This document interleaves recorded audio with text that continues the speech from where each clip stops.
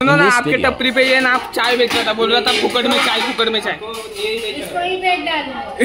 इसको What he did.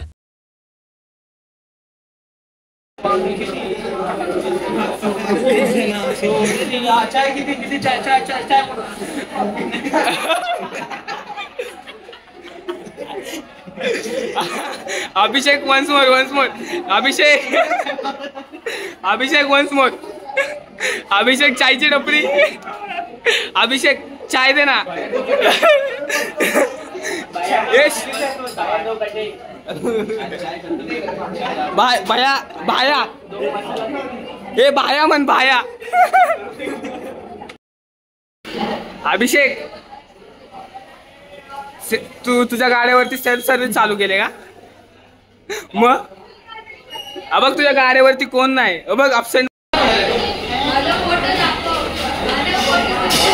तर मित्रांनो, चायवाल्याच्यात आणि अभिषेकच्या मध्ये भांडणं चाललेत। अभिषेकने जी मस्ती केली तिच्या टपरी सोबत। अंकल अंकल कैसा है? हाय, इधर इधर इधर इधर इधर हाय करो, हाय। आपके सुनो ना, आपके टपरी पे ये ना आप चाय बेच रहा था, बोल रहा था फुकट में चाय, फुकट में चाय। इसको ही बेच डालो। इसको कोई लेगा क्या? अभी भी मुझे सामान टेंशन मत। इसको बेचने निकाले हम कॉलेज का